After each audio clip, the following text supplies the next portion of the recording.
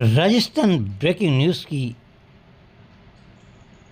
समीक्षात्मक रिपोर्ट को देखिएगा। आईने में हम चर्चा कर रहे हैं आज कल कोटा के 7 तारीख के ऐतिहासिक स्वर्णिम दिन की बरसों से नैन गड़ाए बैठी हुई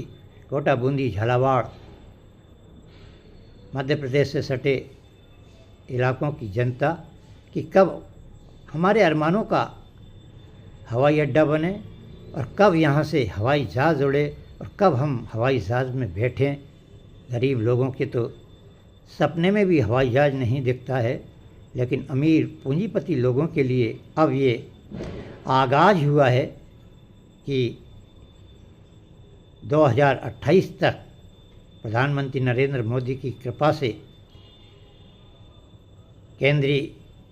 उड्डयन राज्य मंत्री नायडू जी की विशेष मेहनत से कोटा के सांसद ओम बिरला की कठोर तपस्या से ये सपना साकार हुआ है। कल सांप लौट गए हैं उन लोगों के छाती पर जो स्पीकर ओम बिरला को हमेशा अपनी सभाओं में, सोशल मीडिया और प्रिंट मीडिया के माध्यम से आरोप और प्रत्यारोप लगाकर उनकी छवि को धूमिल करते थे। लेकिन आज वह 7 तारीख के दिन को अपने सीने पर पत्थर रखकर चुप बैठे रहे। हाल ही में भारतीय जनता पार्टी से भगोड़े गए कांग्रेस के कार्यकर्ता प्रहलाद गुंजल, जो कि बहुत बड़े बोले नेता हैं, उन्होंने हवाई अड्डे को लेकर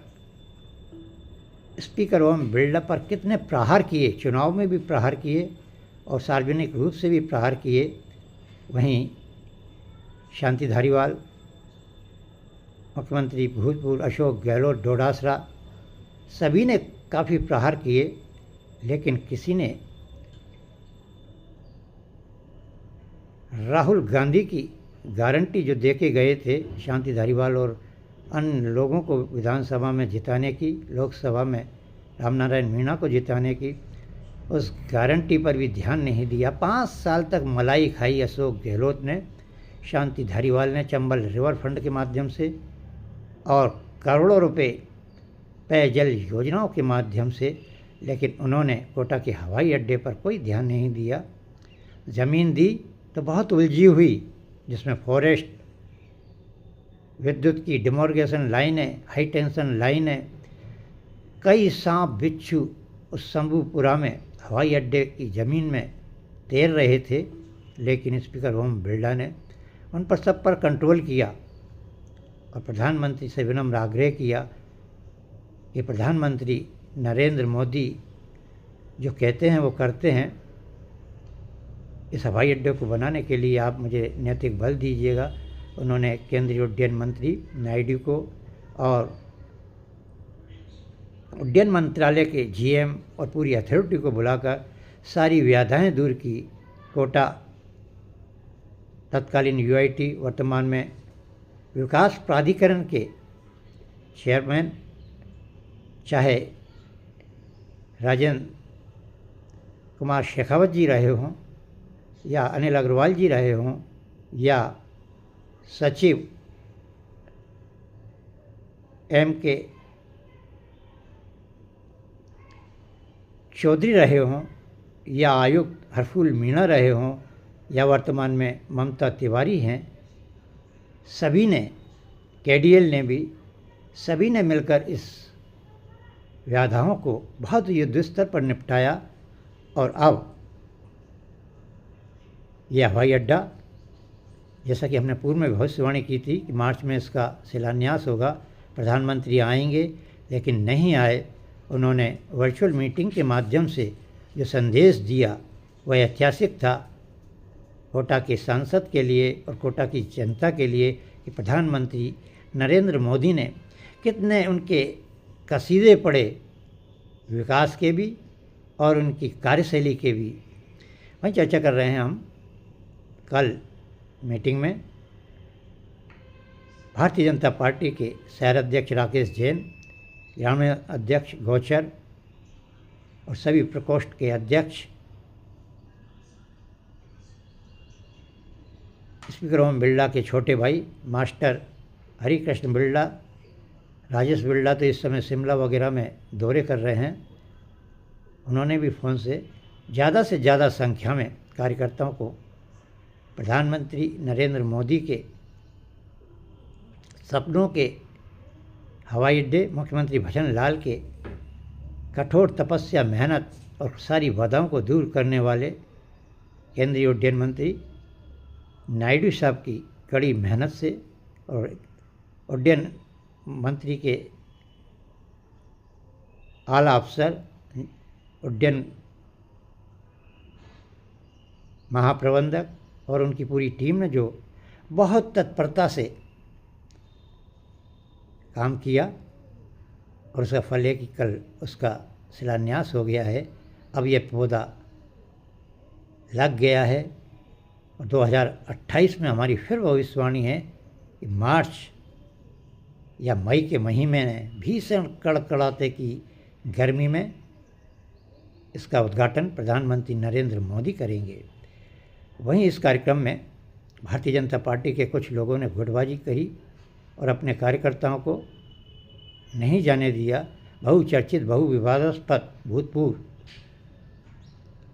उपाध्यक्ष भारतीय जनता पार्टी के क्रिकेट संघ के महासचिव सत्यप्रकाश सत्तू बालेता ने इस कार्यक्रम का अघोषित बहिष्कार किया। उसके कार्यकर्ता विजय सिंह नाथावत और सारी टीम गाड़ी लगने के बाद भी कार्यकर्ताओं को नहीं बैठने दिया और न वह स्वयं पहुँचे, जबकि उनके आका मास्टर हरिकृष्ण बिरला ने सख्त निर्देश दिए थे, लेकिन उनकी बात भी नहीं मानी। कुल मिलाकर वह स्पीकर ओम बिरला से इतने नाराज़ दिख रहे हैं कि वह लोकसभा के चुनाव में अब खुली बगावत करेंगे और हो सका तो वह कांग्रेस में भी जा सकते हैं, क्योंकि शांति धारीवाल से उनके पुराने संबंध है। करोड़ों रुपए की ज़मीन पर शांति धारीवाल ने उनको पट्टा दिया है, जिसकी अगर जांच हो जाए तो धारीवाल पर भी आंच आएगी और ये लोग भी जेल जाएंगे। लेकिन सारी नियमों की मर्यादाओं को तोड़कर इन लोगों को पट्टा दिया गया है। उसके बाद भी ये लोग भारतीय जनता पार्टी के बैनर तले लाखों करोड़ों का फ़ायदा उठाते हैं, गुंडों को पालते हैं और कांग्रेस के लोगों से संबंध रखते हैं। अमीन पठान जैसे कुख्यात भूमाफिया क्रिकेट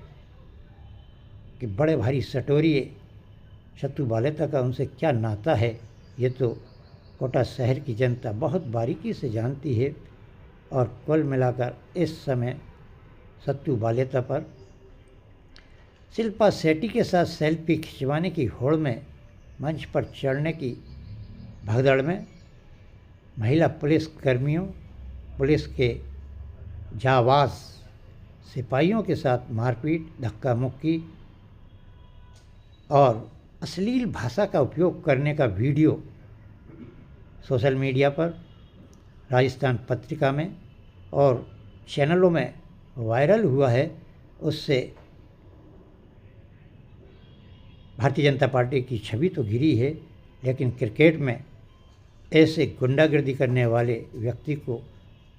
कोई स्थान नहीं दिया जाना चाहिए। तत्काल उसे महासचिव के पद से कार्यकारिणी को बर्खास्त करना चाहिए। देखना अब यह है कि उनको बचाने के लिए कुछ पुलिस का लोग आ रहे हैं, लेकिन डीजीपी के सख्त निर्देश हैं, आईजी के सख्त निर्देश हैं, एसपी के सख्त निर्देश हैं कि पुलिस की महिला के साथ बदतमीजी, बदसलूकी, पुलिस के जवानों के साथ धक्का मुक्की, गाली गलौज करने वाले व्यक्ति को बख्शा नहीं जाएगा, चाहे वह कितना ही बड़ा नेता क्यों ना हो या क्रिकेट का सुपरस्टार क्यों ना हो। कानून सबके लिए बराबर है देखना अब ये है एफआईआर दर्ज हो गई है और जांच चल रही है।